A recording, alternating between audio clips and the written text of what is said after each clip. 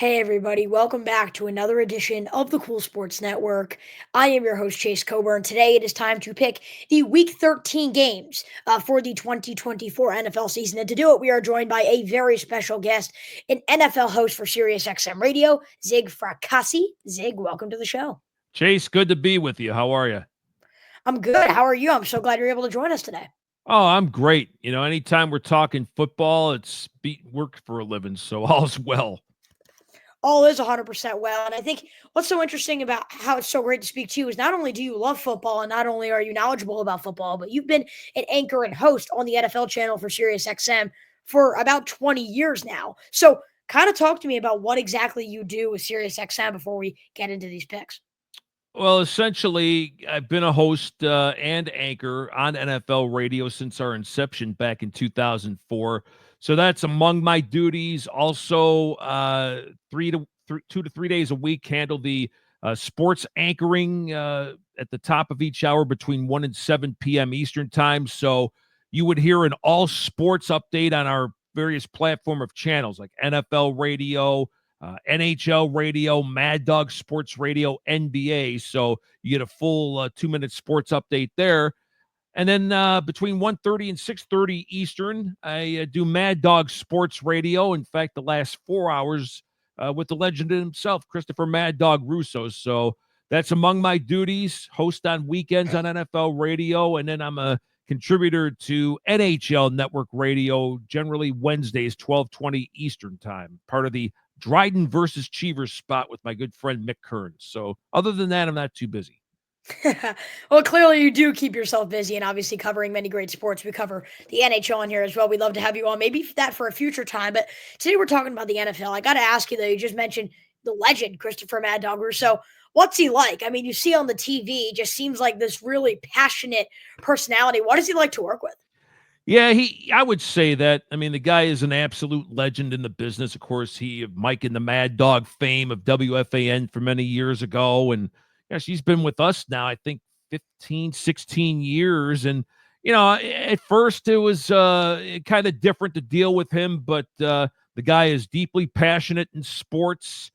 He sometimes you may not have an opinion that you may not agree with, but he always presents it in an informative, passionate way.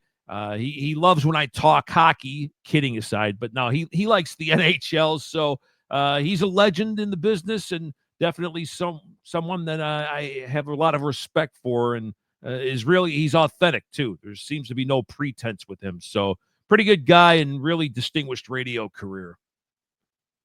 I'm sure he is awesome to work with. But we have you on today, and there are so many great NFL games this week, and I'm so excited to preview them with you. How about this matchup? Los Angeles Chargers, Atlanta Falcons. Both teams have had their high moments. Both teams have had their low moments and haven't really shown they can beat elite competition at the best time. Since the Chargers moved back to LA, though, an interesting stat. These two teams have played twice. Both games have ended in 20-17 wins Oh, for the wow. Chargers. Do we see a similar type outing here? This one's in Atlanta.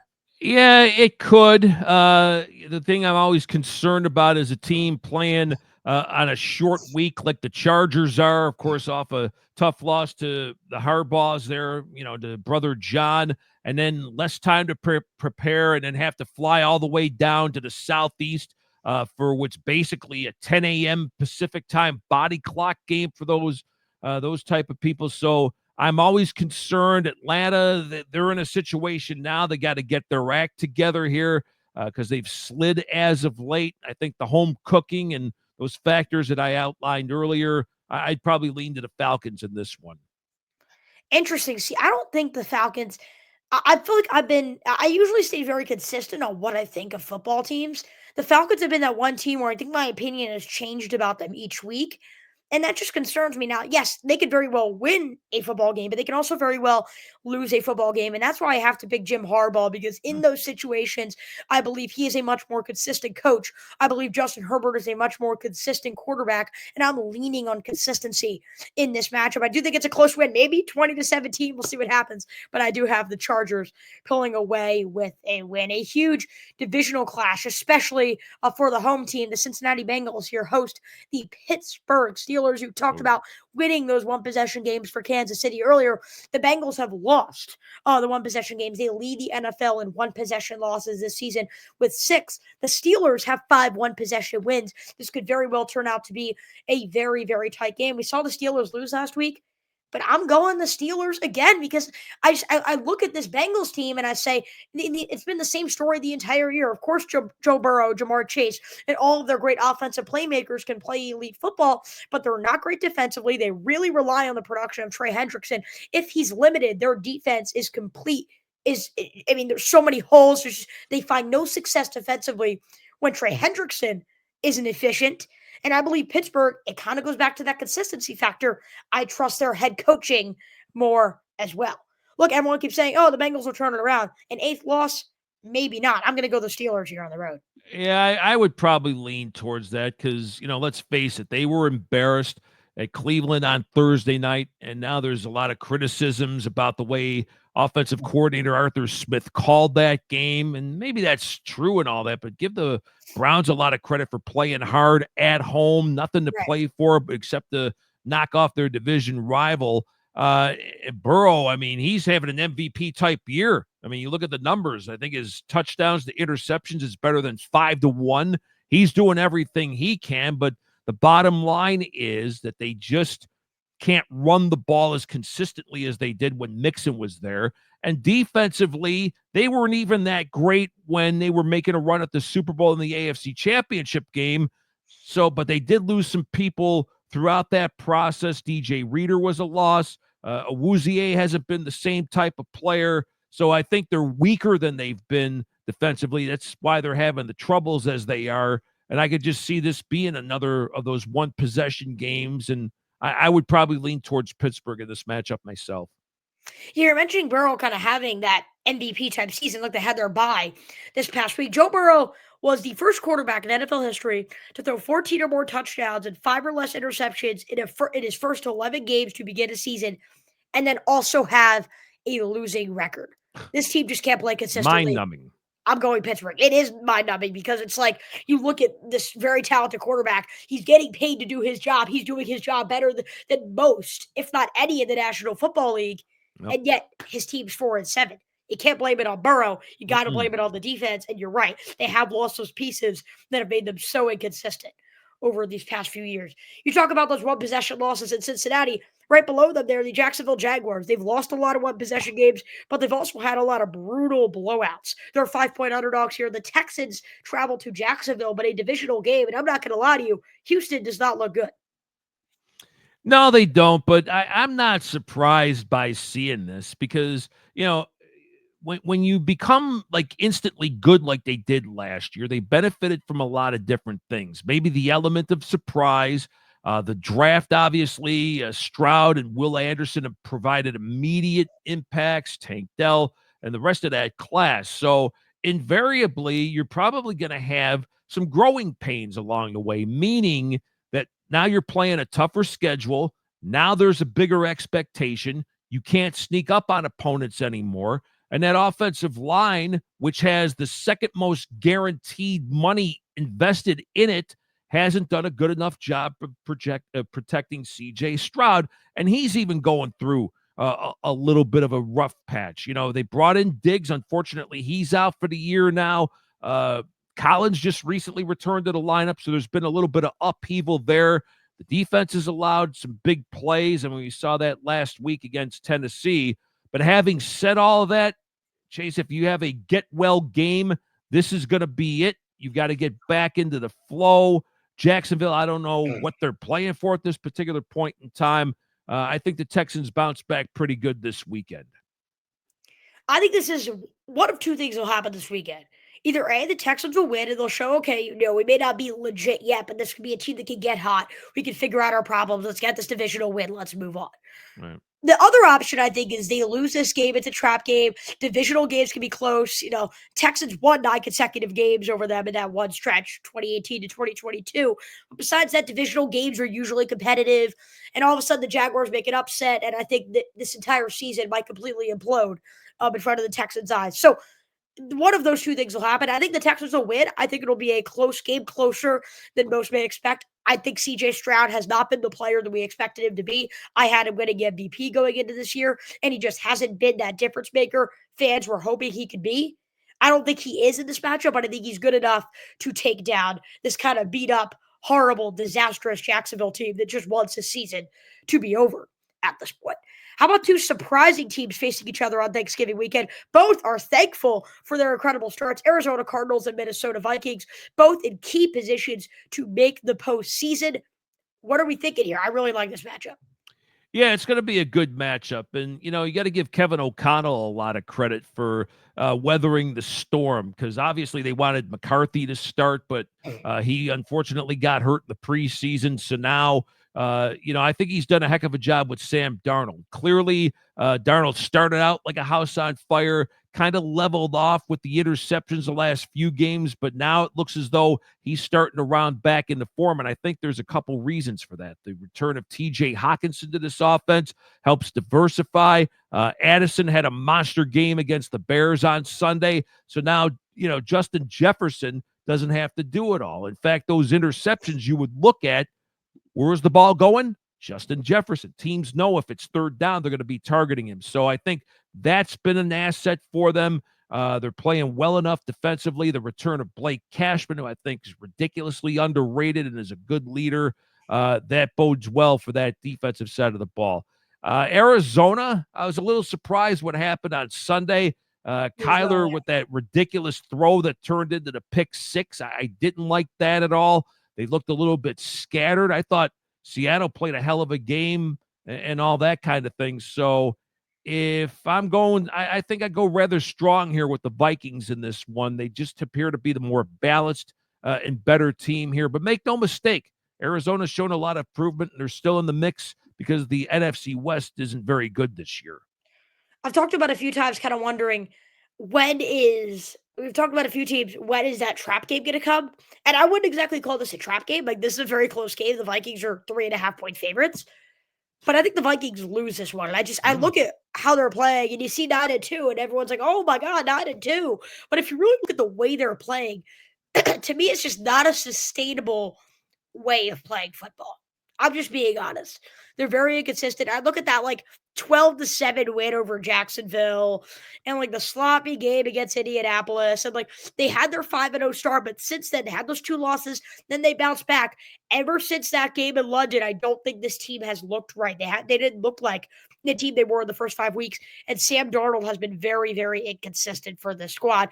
Both of these quarterbacks are inconsistent, but I personally like the inconsistent one in Arizona. And I think the Cardinals, it depends on what happens in a future matchup, as we're going to get to in just a minute, but kind of put themselves back in the conversation for, as you mentioned, a weak NFC West division. You just mentioned the team they lost to, the Seattle Seahawks. This is a crucial season for them. All of a sudden, it doesn't feel like they're playing that well, but in a blink of an eye, they're 6-5 and currently a division leader in first place in the NFC West. They play the New York Jets. The Jets have actually lost 5 straight games to Seattle, though 4 of which were on the road. This game is in New York, though I don't even know if that matters for the Jets at this point. Well, it seems there's always dysfunction going on with the Jets and, with the clown show that is. And, what was it? The owner came in on the helicopter and told Joe Douglas that he was going to be gone. So it's just an absolute clown show with the New York Jets and all that. The only thing that concerns me again is the west to east factor and Seattle having to travel cross country and play a 10 a.m. Pacific game, even though it's a 1 o'clock Eastern start, but still they have more to play for as far as I'm concerned. Plus, you always got the factor Geno Smith coming back to the Meadowlands to maybe show his team, the former team, the Jets, that they made a mistake in letting him go. So there's always that motivation. And Seattle does have more to play for, so I'd probably side with the Seahawks. I got the Seahawks too, not even just because the Seahawks have more to play for. It's just because the Jets have been an absolute disaster, and I don't even think they care at this point. You fire the general manager. The quarterback's not really coming back next year. You have all this hype, and per usual, the Jets just blow it. Jets just end the season. I know that's what all the Jets fans want to do right now. You mentioned that it's just a cloud franchise. It's a dysfunctional group year after year. I don't see anything changing anytime soon. Certainly not this week. I think the Seahawks come away with a road win, but we're talking about Thanksgiving. We're talking about the New York Jets. Speaking of just of that cloud franchise, the butt fumble definitely comes to mind when you look at the New York Jets. That came against the New England Patriots. Zach, I'm actually going to do some trivia here for you. This is right before you joined Sirius XM. Do you remember the matchup in Thanksgiving weekend 2003 between Tom Brady and Peyton Manning and the Colts and the Pats?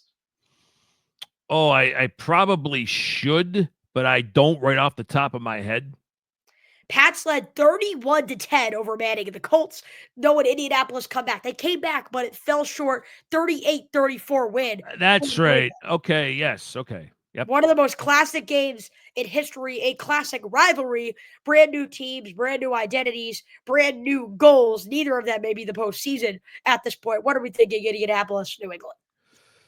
Ooh, New England, May is a bright spot. There's no question about it, but it seems as though, I talk about growing pains, and that's what they're going through right now. Gerard Mayo was a great linebacker in his day and a very good assistant coach, but now he's finding out, being the head football coach, it's a challenge.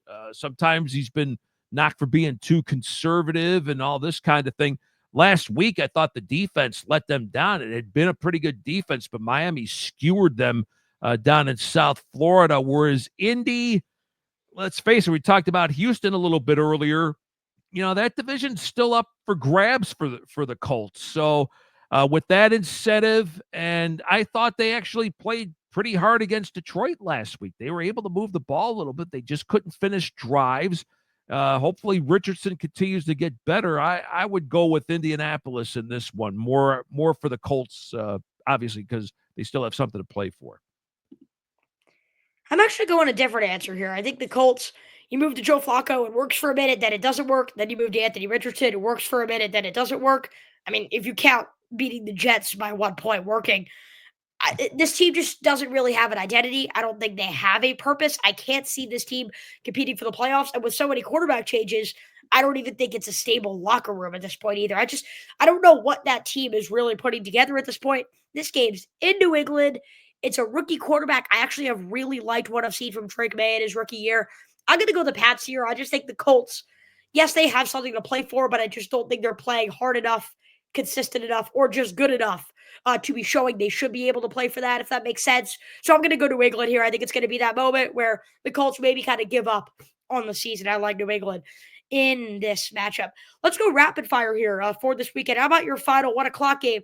Tennessee Titans, Washington Commanders. I do want to do one flashback. These two faced off a few days before Thanksgiving back in 2010. 4 Graham getting field goals in a 19-16 win over Tennessee. But the way these two teams are playing right now could be about similar. Yeah, I mean, Tennessee, they've got a very good defense. There's no question about that, and they had the nice win. You just got to wonder, has Daniels hit the rookie wall there in Washington, but still, there's going to be rough patches for them for what they did, and especially what happened on Sunday, but give them credit for not quitting and all that. I don't know. Maybe this is the week the Commanders bounce back. We'll see what happens. So what do you got? You got Titans or Commanders? Commanders. I think I got him too. I don't feel great about it. I think Right. us being NFL fans and NFL reporters, I think jumped to a conclusion that the Commanders were contenders maybe before we should have, since they hadn't really beaten a legitimate team. But I don't think the Titans are that great. I don't think their win against Houston really shows much about them and their identity. I personally like Washington in this matchup to win.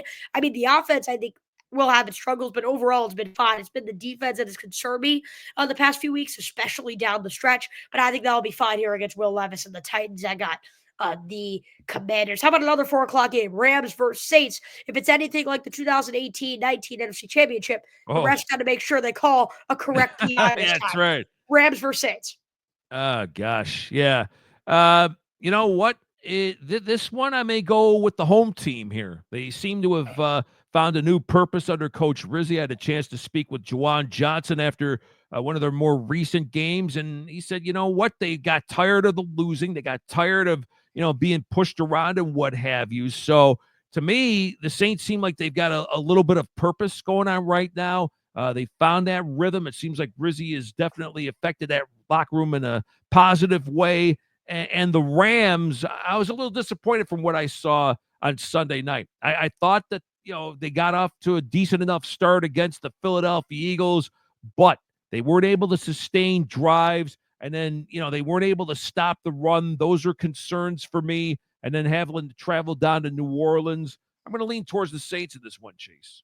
Those are also things that the Eagles have done so well, like wearing teams down and really playing good Yep. second half football. I don't know if the Saints could do that. Now, I look at this Rams defense, like last week, they've showed their vulnerabilities, and you could see easily a good game here from Alvin Kamara, especially with the way Yep. Saquon Barkley played last week. But, the Rams have given up 30 points 3 times this season. The Saints have scored 30 points twice, but 2 of which came early in the season. Even with a new head coach, I just don't know if the Saints have enough edge or firepower to be able to win this game. I don't think the Rams are really going to give up on the season. I think they're going to go back to 500, kind of regroup as a team and find a way to get a win. Because I do believe when this team is healthy, this is one of the more dangerous teams on both sides of the ball. They just have some things to clean up, and if they don't start winning games soon, they won't have time to clean that up. Right. How about Buccaneers at Panthers? And you got to love the Buccaneers getting a huge win last week. Baker Mayfield blocking for his teammates. Mike Evans coming back and playing well. You got to love just the culture in Tampa Bay. But you got to love it in Carolina. You've won 2 of 3. You hung around with the reigning champs. And all of a sudden, Bryce Young, who was benched, out of rookie quarterbacks. I have a stat for you from Adam Schefter, a previous guest on our show. 65 quarterbacks were drafted in the first round, 66, from 2000 to 2022, 25 of which were benched and not due to injury. Mitch Trubisky is the only guy of those 25 to start a playoff game or make a Pro Bowl. If Bryce Young, maybe he could turn his career around and do something similar as to what Trubisky did, become the second player in that core. Carolina, Tampa Bay, what are we thinking? I don't know. I think Carolina could have the upset here. I've liked what I've seen from Bryce Young the last few weeks. And you know what, Chase? I mean, they're not all going to be Dan Marino in his first start back in '83, where he threw 3 touchdowns and over 300 yards in a game against the Bills.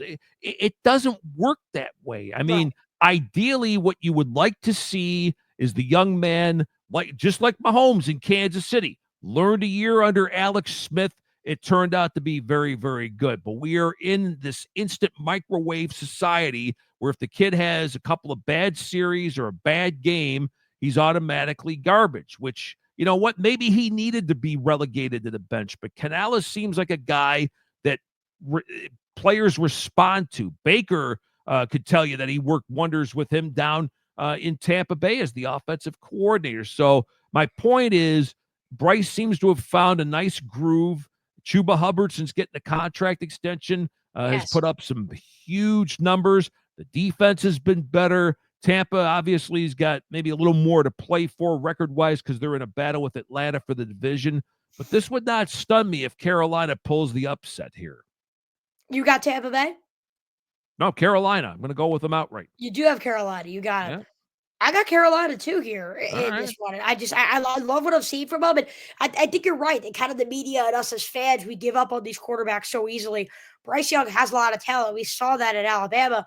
Look, everyone was really hyped to, hype up Anthony Richardson and CJ Stroud, these quarterbacks of the last draft class. I think we are still looking for that top signal caller from the 2023 class. And who knows, maybe Bryce Young steps up and becomes that type of player. I got Carolina in this matchup as well.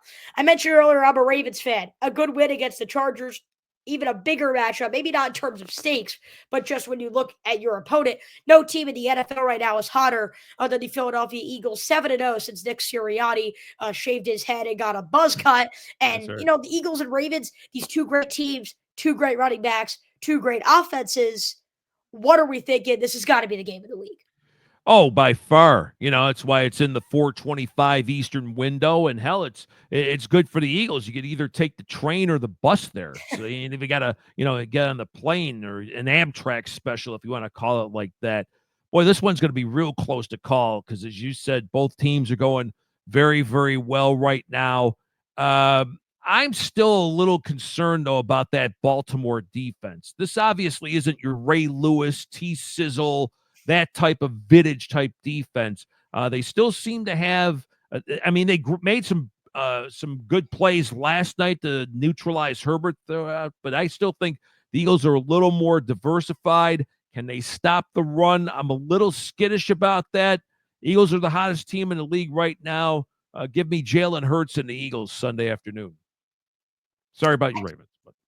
I can't see Lamar Jackson losing at home in an important matchup like this. And And again, against the NFC, he's dominant too. right, So and that's the thing is he's so unpredictable. He's only played the Eagles once in his career. I got to tell you, this game could be so close. You don't think it will happen. Maybe it will tie. The Ravens have only tied once. It's been actually against Philadelphia back in 1997. So you never know. Something like that could happen.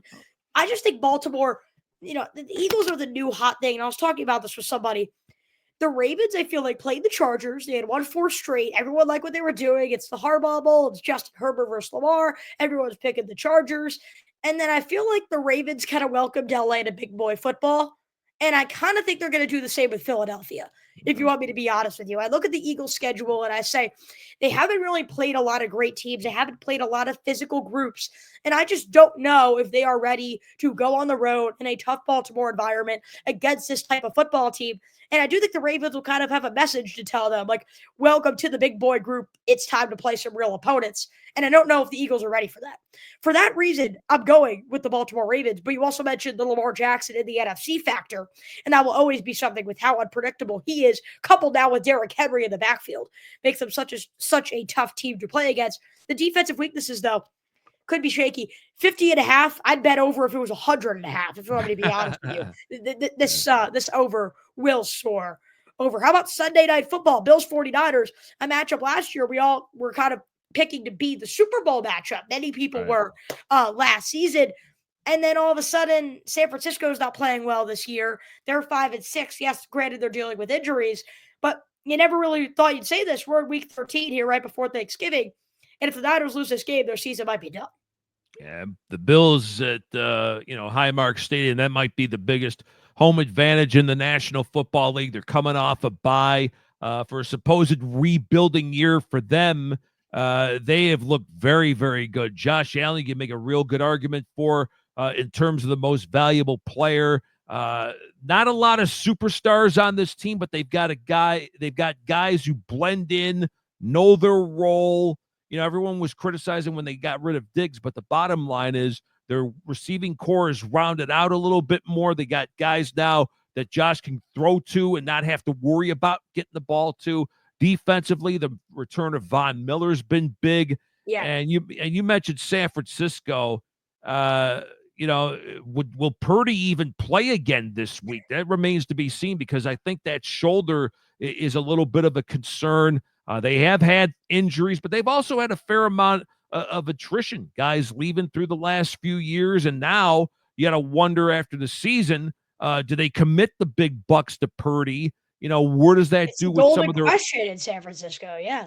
Yeah. And it's ungodly that they're actually thinking people are saying, well, is Kyle Shanahan lost this team or this and that? No, guys, that's still a hell of a coach.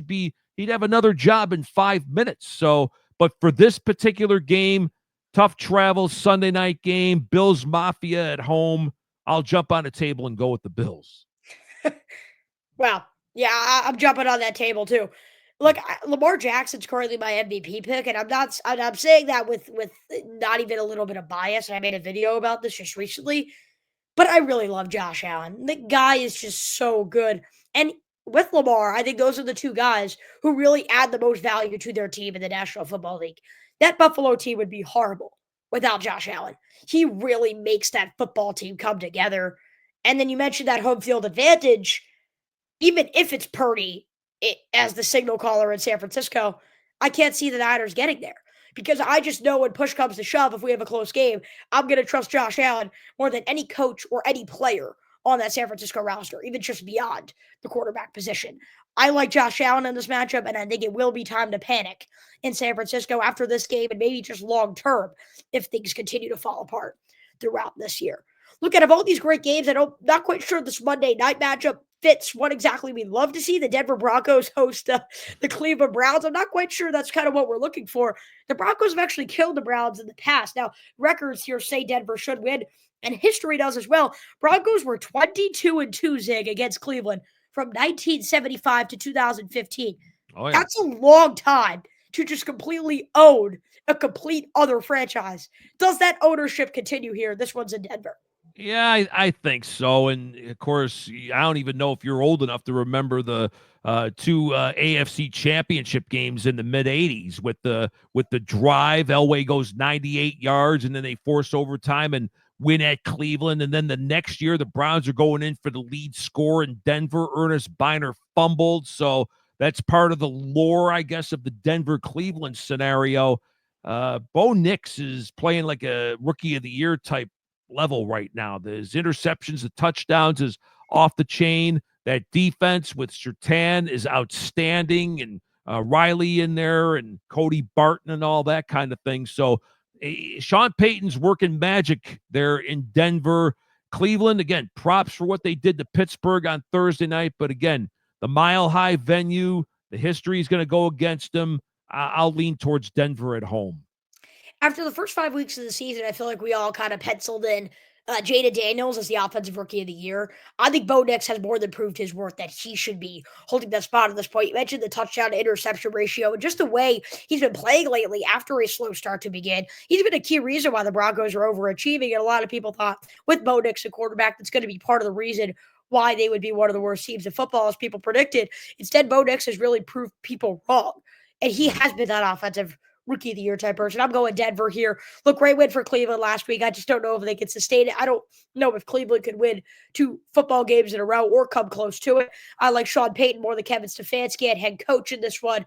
I like the Broncos over the Browns. Zig, a long episode, a great episode. You're obviously very knowledgeable on this. You've been doing some great things. You mentioned all the great people you interview, all the great work you do. Really quick before we wrap up, what's the key piece of advice for an aspiring anchor host who wants to be like you in the future? Well, don't be like me. Be like somebody better. But no, in all seriousness, Chase, I would say, and I always tell the young people, be humble, be hungry, and be versatile. Those are the 3 B's that would be that I would highly recommend, because in this business anymore, I think to survive, not only you could specialize in one area, but always be proficient in others, because when there's an employer looking, oh, can you do this? Can you do that? I think they look for versatility. They look for professionalism, and never be satisfied or be complacent, because that's what I always say too. You know, I've been doing this nationally and locally over 30 years, and gosh, even going back over 30 years. I was started out as a country music DJ in the 80s when I was when I was living out in Vegas. But that was the thing right there, though. That's a perfect example right there. I didn't know a thing about country music, but I got a break and I did everything. I learned how to edit commercials. I learned how to, write public service announcements. I learned how to run a board.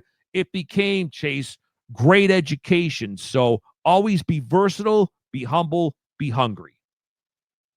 Zig Fracassi, thank you so much for coming on the show today. A great set of NFL games this week. I know we're excited to tune in. We appreciate you coming on. Chase, thanks for having me.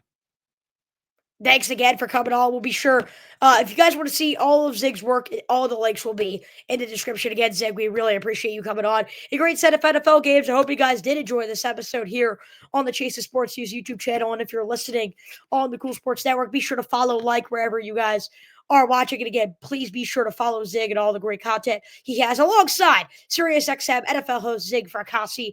I'm your host, Chase Coburn. We'll see you next time right here from the Cool Sports Network. Take care. Happy Thanksgiving. And as always, happy football.